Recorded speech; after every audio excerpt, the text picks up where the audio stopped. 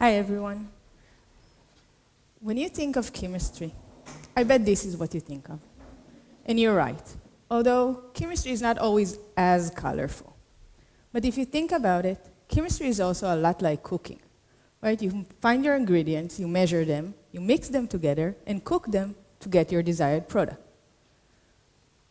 Now, in cooking, many people prefer improvising.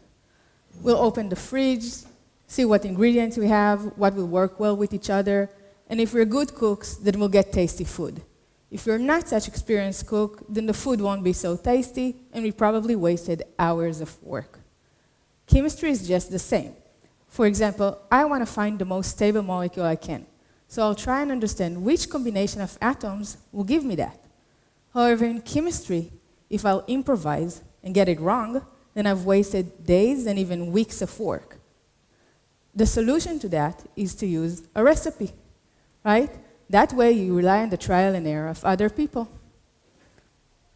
Now, cooking has different styles, right? You like Chinese, Italian, maybe only desserts. Chemistry is the same, it has different fields. My focus is on the field of chemical energy. In order to talk and explain chemical energy, I first want to talk about renewable energy. It is already established that renewable energy is one of the main solutions for the world energy problem. But what is renewable energy? It is energy derived from natural sources, and it can be restocked in a higher rate than consumed. Let's take wind, for example. There's wind outside. There will be wind tomorrow, next week, next year. We won't run out of wind, right? The same about the sun and water. Now let's say we got the energy, right? The sun is out today, the solar panel is working, we can heat our water for the shower in the evening, light the house. What if we don't need the energy right now? What if we want to keep it for next week? We want to find a way to not waste the energy. We want to find a way to store it and activate it when we need it. We want a battery. One of the ways to do that is to use chemical energy. So we take the electricity, we do a chemical reaction to store it, get the chemical energy, and then another chemical reaction to reactivate it. One of the devices that does that is a fuel cell, where we use hydrogen and oxygen in the fuel cell operation. In this case, a chemical reaction using the electricity will give us energy stored as hydrogen, and another chemical reaction using the hydrogen will give us back electricity.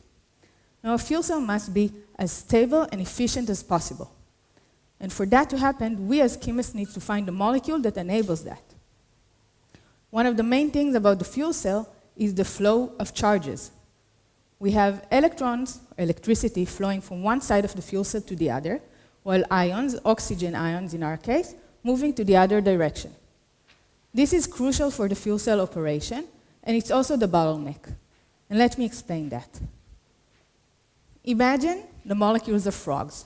Okay? They need to cross the river from one bank to the other, and in order to do that, they use rocks. That way they can cross safely and without getting wet.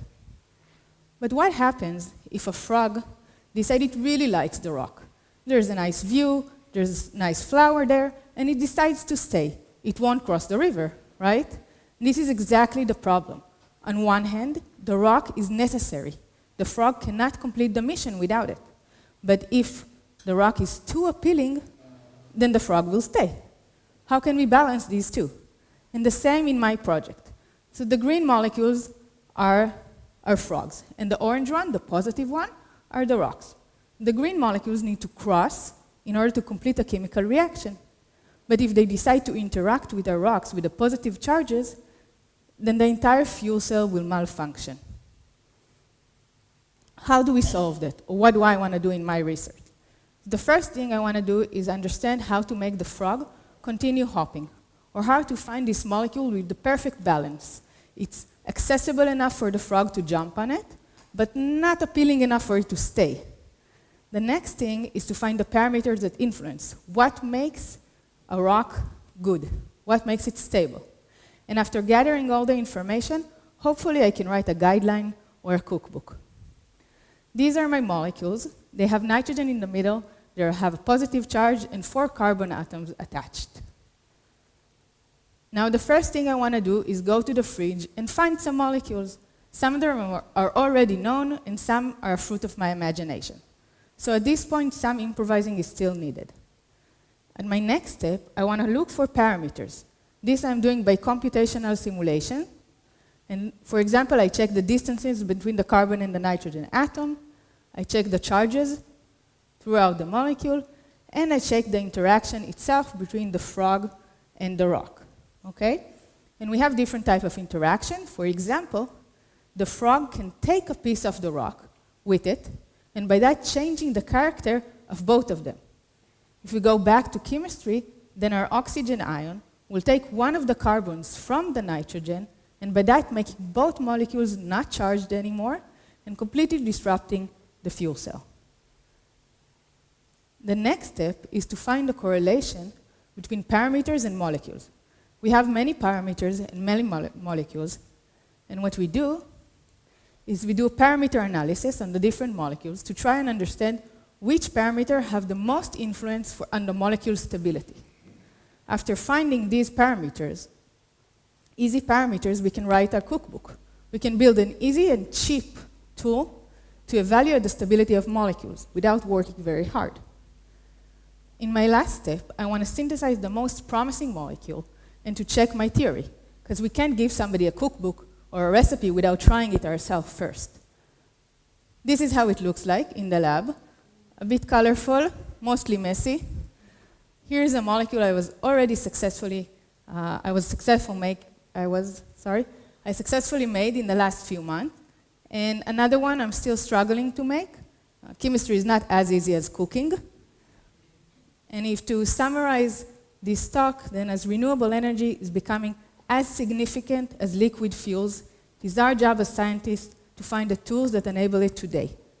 And I hope my research, this guideline so much needed, will help promote the field towards improved storage and activation energy. Thank you very much. Go home, cook something. Thank you.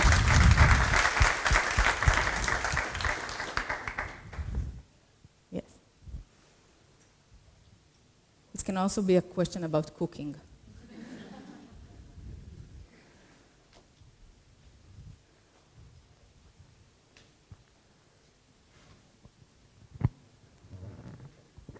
Hi, Shachar from Tel Aviv University. Just about these two molecules that you are synthesizing and using now, are these something that are these compounds that were working already for something, or something that you just thought up theoretically? And what are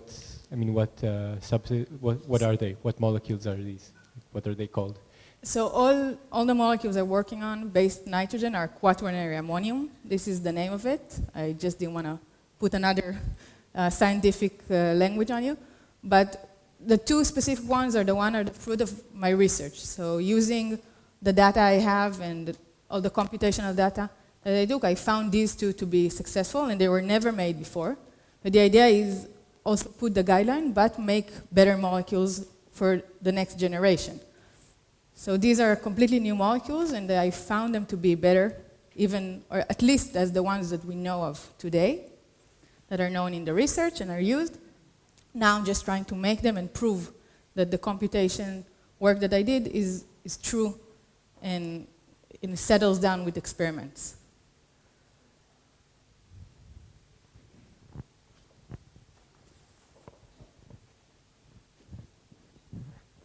I'm Breen from the Hebrew University.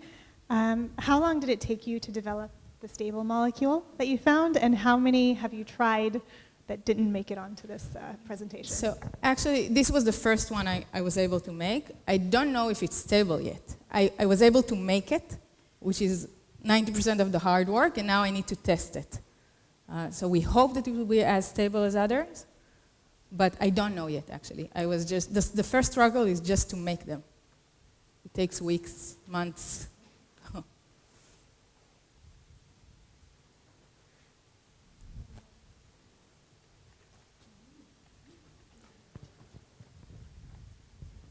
Hi, Oriane from Tel Aviv University.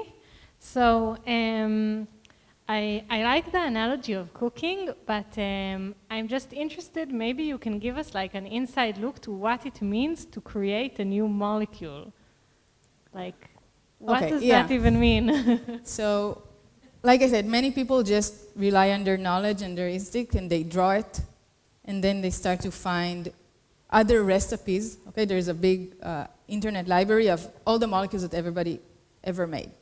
So you go there and you look, did somebody do some of it? Because mostly it's a few steps of a synthesis. It's never one step and, yeah, I did it.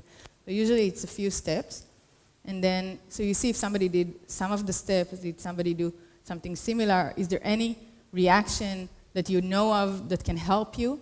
And then you try and use it and hope that it will work in your case. Because if it's something, for example, the molecule I was able to make, so there is one that exists and it's very similar, there's only one carbon extra.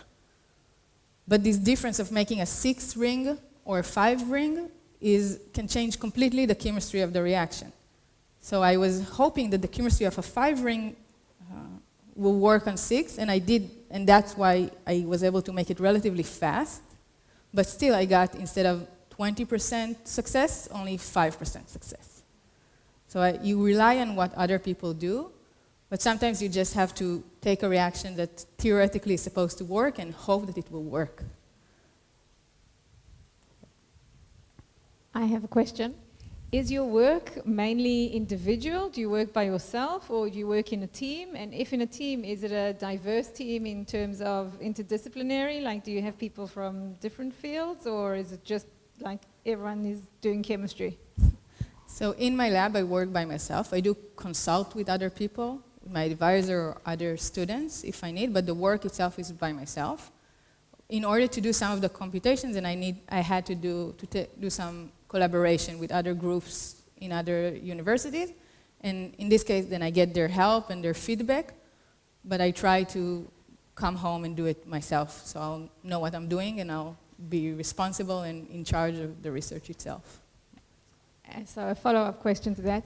Can you work from home, or do you need all this equipment to every day to So work? when I do computations, then I can work from home, obviously, because it's on the computer. But if I need to work in the lab, then I have to be in the lab.